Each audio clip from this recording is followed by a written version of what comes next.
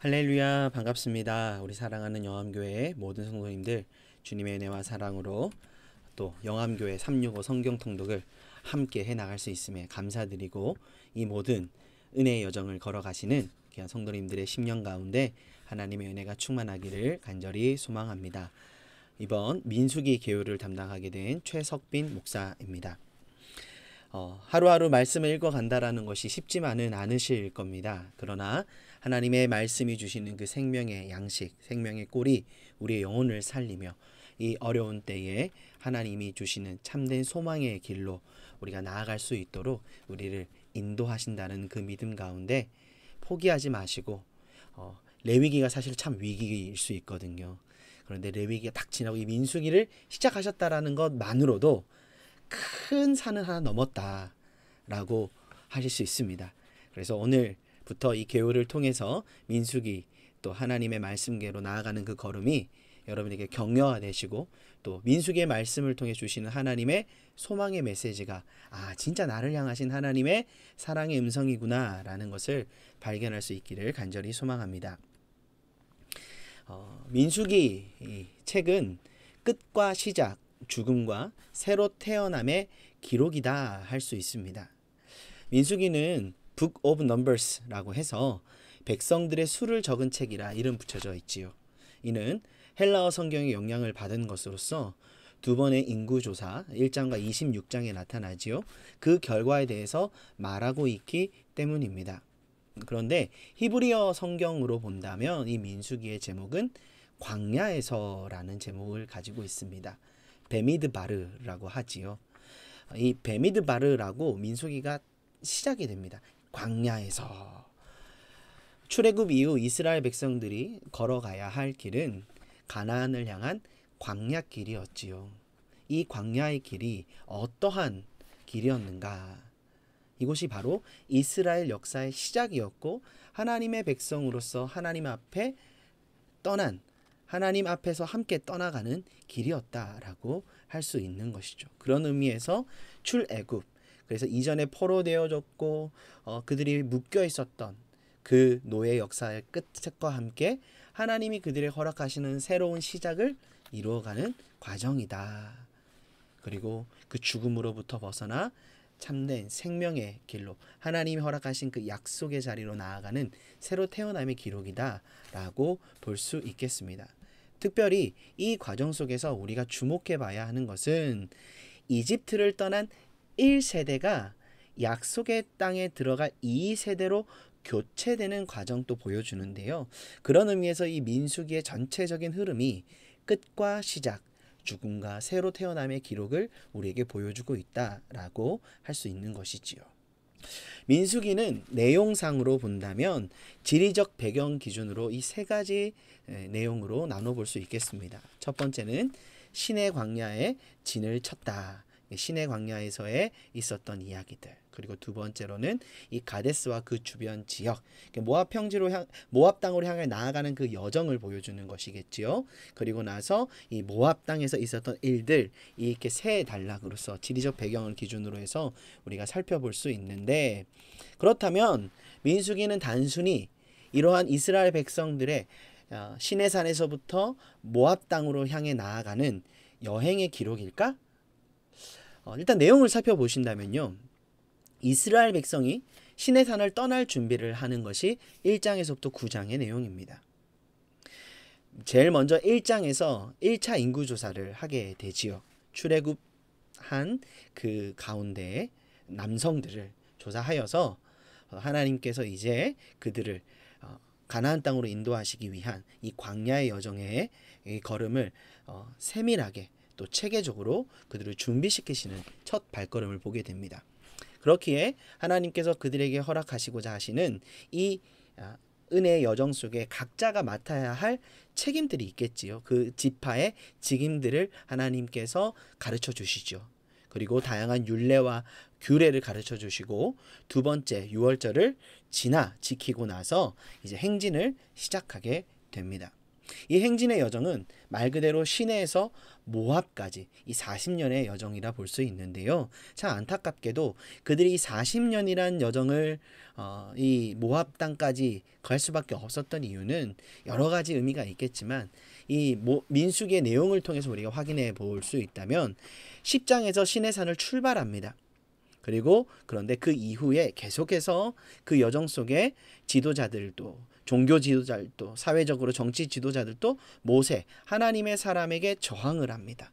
불평하고 원망하고 불순종의 자리로 나아가는 것을 보게 됩니다.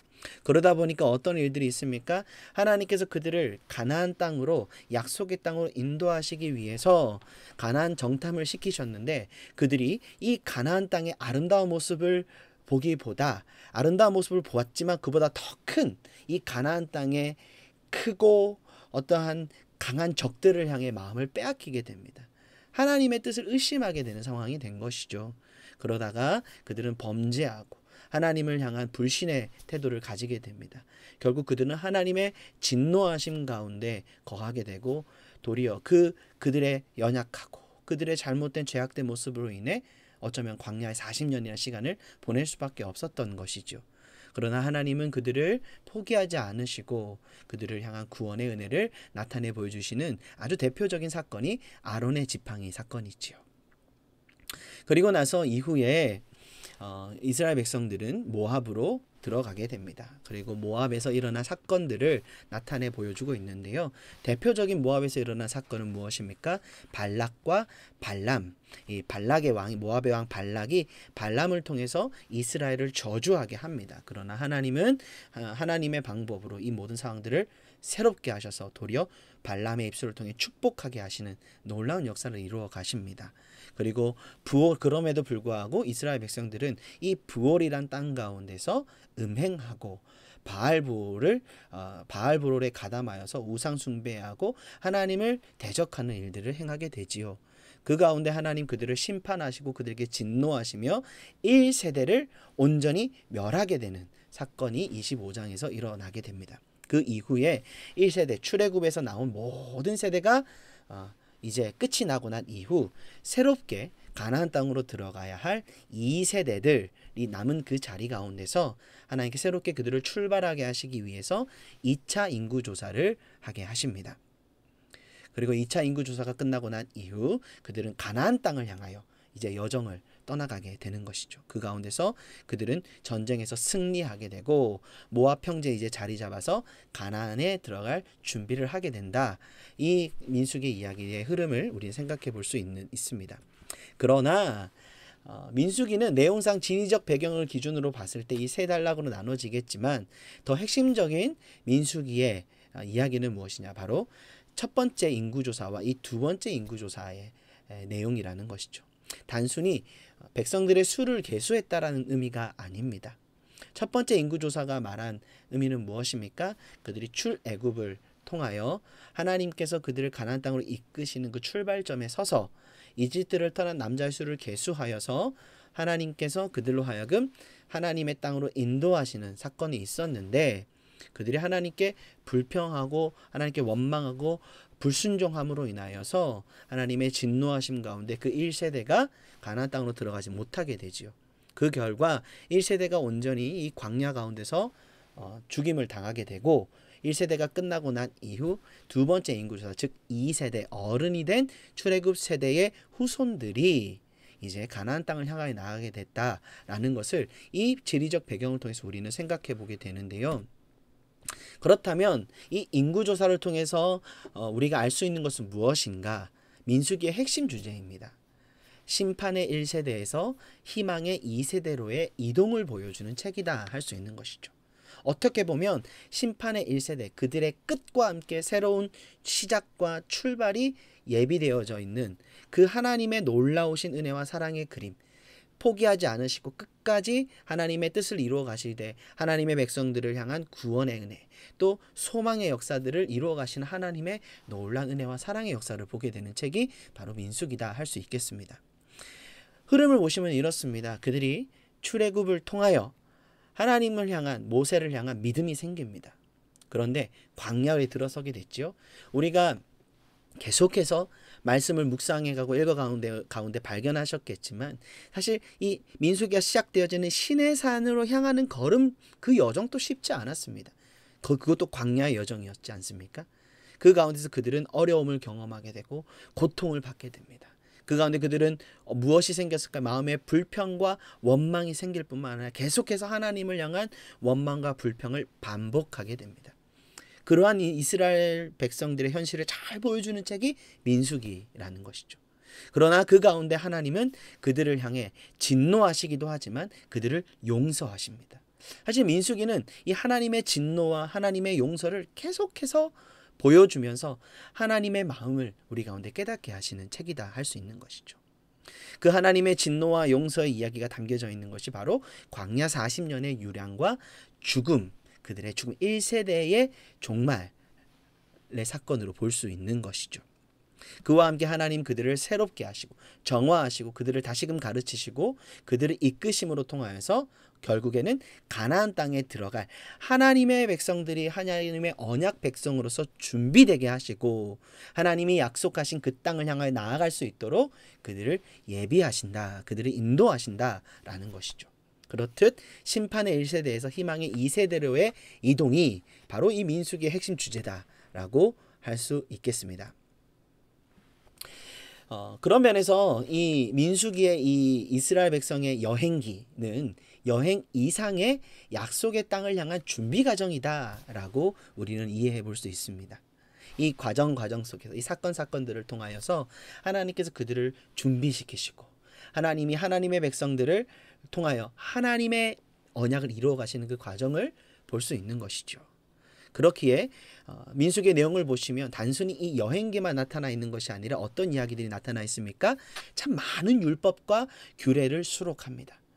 제사장의 책임, 레위인들의 책임, 어떻게 해야 되고 성막에 관련된 문제들뿐만 아니라 이미 출애굽기와 레위기에서 언급한 많은 이야기들을 그들 가운데 다시금 언급하고 있는 것을 보게 되죠. 그들이 지켜야 할 것, 그들이 절대 잊어서는 안 되는 일들을 하나님께서 말씀을 통해 다시 가르쳐 주십니다. 그리고 그뿐만 아니지요. 가나안 땅에 정착한 후 따라야만 할 규율과 율법을 그들 가운데 가르쳐 주십니다. 왜일까요?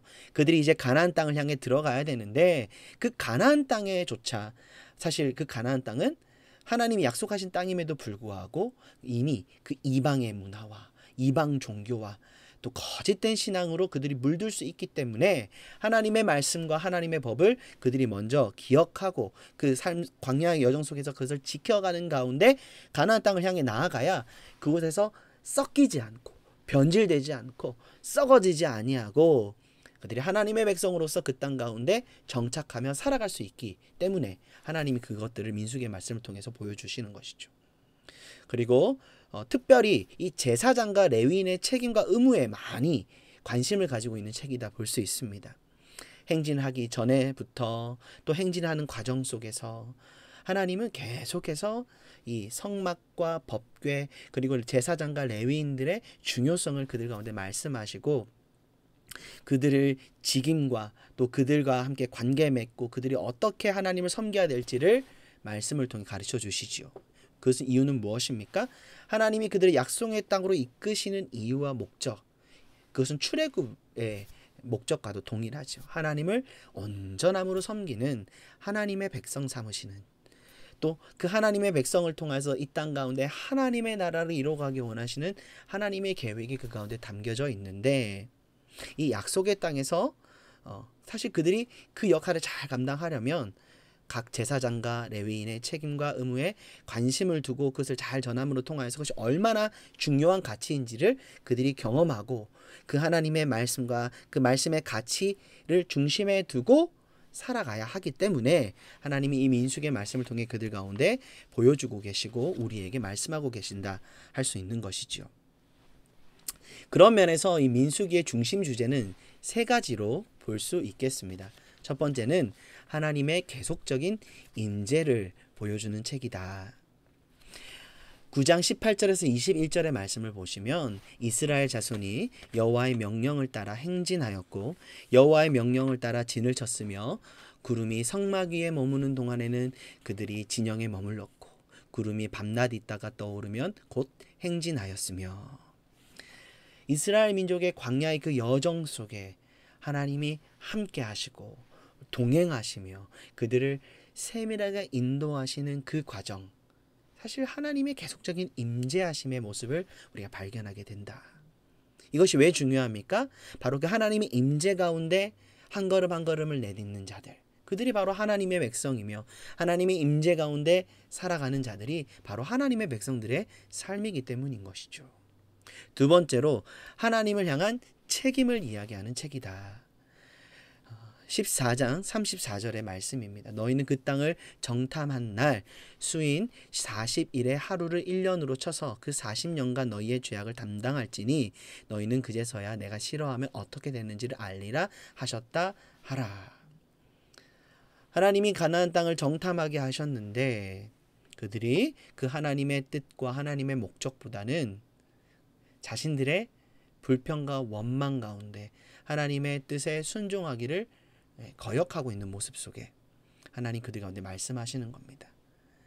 중요한 것은 무엇입니까? 그들이 이 광야의 40년이란 시간을 통하여서 얼마나 하나님을 향한 책임, 그들이 하나님의 백성으로서 하나님의 말씀을 따라 살아가야 하며 그 말씀에 순종하는 걸음이 얼마나 중요한지를 우리는 이 책을 통해서 배우게 된다라는 것이죠. 세 번째로 무엇보다 이 민수기의 말씀에 아주 놀라운 특징은 용서하시는 하나님을 우리 가운데 보게 하신다는 겁니다. 여호와께서 모세에게 이르시되 불뱀을 만들어 장대 위에 매달아라. 물린 자마다 그것을 보면 살리라. 이스라엘 백성들의 불순종 가운데 하나님 진노하시고 심판하시지만 결국에 하나님 그들을 향한 구원의 은혜를 나타내 보여주십니다. 끊임없이 불평하고 끊임없이 원망하는 이스라엘 민족의 백성들의 모습과 끊임없이 그들을 향하여 지도하시고 가르치시며 구원의 자리로 이끄시는 하나님. 우린 그 속에서 하나님이 우리를 포기하지 않으시고 끝까지 사랑하시는 분이심을 우리는 발견하게 되죠. 그 사랑 안에 우리는 어떤 하나님을 발견하게 됩니까? 용서하시는 그 하나님을 이 민수기의 말씀은 보게 하고 듣게 하고 알게 한다는 사실을 우리는 생각해 보게 됩니다. 그런 면에서 광야에서는 하나님의 백성들의 모습, 민수기에서 나타나는 이스라엘 백성들의 모습은 무엇입니까? 광야에서는 불평하다라, 불평하며. 사실 그들이 이 출애굽을 통해서 이 광야까지 나오게 된 것 사실 자체가 은혜의 사건이거든요. 그럼에도 불구하고 그들은 하나님의 함께하심을 경험하며 출발한 여정이었음에도 불구하고 여러 가지 모든 상황들이 모두 불평의 상황이 된 것에 그들은 계속해서 불평합니다. 그리고 하나님을 원망하게 되죠. 모든 것이 은혜였는데 모든 것이 불평으로 바뀌게 됩니다. 그러한 가운데 이 광야길 때문에 불평이 쌓이다 보니까 어떻게 됩니까? 모세가 이끄는 것 자체에 대해서까지 문제를 제기하며 그의 리더십에 대해서 의심합니다. 그의 말 듣기를 거부하고 반란을 일으키는 경우도 있었습니다. 더욱 심각한 것은 하나님의 약속의 말씀, 약속의 땅에 대한 의심까지도 이 정탐 후의 이야기를 통해서 우리는 보게 되죠. 믿음이 아닌 불평은 믿음을 의심으로 바꾸게 되는 것을 보게 되지요. 사랑하는 영함의 가정 여러분, 우리 가운데 이 불평이라는 것이 너무나 가볍게 여겨질 때가 참 많습니다. 불평하는 말 한마디, 불평하는 시선. 맞죠? 우리는 믿음의 눈으로 우리의 모든 상황과 환경을 바라볼 수 있어야 되는 것이죠. 믿음의 눈으로 바라보기 위해서는 우리는 먼저 불평을 벗어버려야 합니다. 불평은 의심을 만들 뿐입니다. 여러분, 비판적인 시각으로 바라보는 것과 불평하는 것은 다릅니다. 잘못된 것을 분별하고 바른 길로 나아가기 위한 과정은 필요하겠지만 계속해서 불평하고 원망하는 자리, 그 자리는 우리를 믿음의 자리가 아닌 의심의 자리로 나아가게 한다. 결국에 그 의심은 우리와 하나님과의 관계에 문제를 일으킬 뿐만 아니라 공동체 가운데도 문제를 일으키는 것이죠. 그리고 불평은 그렇게 전염되고 확산됩니다. 출애굽을 통해 하나님의 엄청난 구원을 경험한 이스라엘 백성들이었지만 불평이 확산되기 시작하자 민수기의 말씀에서는 걷잡을 수 없는 모습을 보게 되죠. 그들은 약속의 땅 가나안마저도 더 이상 좋은 땅이라고 여기지 않게 되어버립니다. 그 결과 불평의 결과로 끊임없이 사람들은 죽어가는 것을 보게 됩니다. 그러나 하나님 안에서 광야는 하나님의 인재와 동행의 자리로 민수기는 말씀하지요. 하나님은 이 광야 가운데 이스라엘 백성 가운데 임재하시고 인도하여 주십니다. 그렇게 이스라엘의 진, 그 한가운데 성막을 두게 하시고 하나님이 그들의 걸음을 세밀하게 불기둥과 구름기둥으로 인도하여 가심에 그들은 하나님의 명령을 따라 행진하며 하나님이 머물게 하시는 곳에 머물고 하나님이 가라 하시는 곳을 향해 나아가게 되며 그들은 세밀한 하나님의 임재와 동행을 누리며 경험하는 자리가 되어지지요. 그뿐만 아니라 하나님께서 그 전쟁 가운데 법궤가 함께하는 그 자리마다 승리를 주십니다. 어떤 의미입니까? 법궤는 사실 하나님의 임재의 상징이지요. 그 10장에 나타나고 있는 법궤의 노래는 이것을 아주 분명하게 보여줍니다. 이스라엘이 싸우는 전쟁의 승리를 상징합니다. 법궤 그 자체가 사실 승리 그것 자체를 상징하고 있었던 것이죠. 법궤가 동행하면 그 전쟁을 승리하게 되고 법궤가 움직이지 않으면 그 전쟁은 패하고 말았다. 민수기의 말씀은 그 사실을 아주 잘 보여줍니다. 더욱이 그들이 모압 땅으로 갔을 때 모압의 왕 발락이 발람을 통하여 저주를 하려고 하는 그때에 하나님은 도리어 그 모든 상황을 새롭게 하사 저주를 축복으로 바꾸시는 은혜를 그들 가운데 허락해 주시죠. 결국 광야는 어떠한 땅인가? 전적으로 하나님이 그 백성을 안으시고 인도하신 길이 된다라는 것을 보여주는 책이 바로 민수기의 책이요 민수기의 내용이다라고 할 수 있겠습니다. 이렇듯 하나님은 반항하는 이스라엘 백성과 여전히 관계를 맺으시고 그들을 구원하고 회복시키시기 위해 일하십니다. 그들에게 벌을 주시기도 하지만 그들을 버리시지는 않습니다. 이는 복음의 서곡과도 같은 것이죠. 하나님의 백성들은 하나님으로부터 계속해서 돌아서지만 하나님은 독생자 예수 그리스도를 보내시고 그를 십자가 가운데 죽기까지 우리를 향한 구원의 은혜를 나타내 보여주십니다. 하나님은 십자가를 통해 구원의 은혜와 소망을 우리 가운데 주셨지요. 우리는 모두 광야를 통과하는 인생길 가운데 서 있습니다. 여기서 민수기의 말씀은 큰 위로와 회복을 줍니다. 1세대의 불평의 자리에서 벗어나 2세대의 소망의 자리로 나아가라. 민수기의 말씀은 사실 우리에게 이렇듯 참된 믿음의 걸음으로 도전하고 있는 것을 보게 되지요. 사랑하는 영암의 가족 여러분, 민수기를 읽어가는 가운데 이 하나님의 섬세하시고 세밀하신 음성을 듣는 은혜가 있기를 바랍니다. 이스라엘 백성의 광야의 여정을 통하여 그 가운데 그들이 행한 실수와 그들이 저지른 범죄의 모습을 통하여 행하나 우리가 1세대와 같은 모습은 가지고 있지 않는지를 돌아보시고 그럼에도 우리를 용서하시고 사랑하시며 또 2세대를 통하여 계속해서 그 하나님의 구원의 역사를 이루어 가시는 그 놀라운 하나님의 손길을 경험하심으로 정말 하나님이 이렇듯 우리를 향하신 은혜와 사랑을 포기하지 않으시는 우리의 하나님이시는구나 믿음으로 고백할 수 있는 민수기의 여정이 될 수 있기를 간절히 소망합니다. 이제 남은 모든 통독의 기간들 여러분 힘내시고 계속해서 말씀 안에 승리하시는 우리 모든 영암의 가족들 되기를 간절히 소망합니다. 여러분 승리하십시오. 사랑합니다.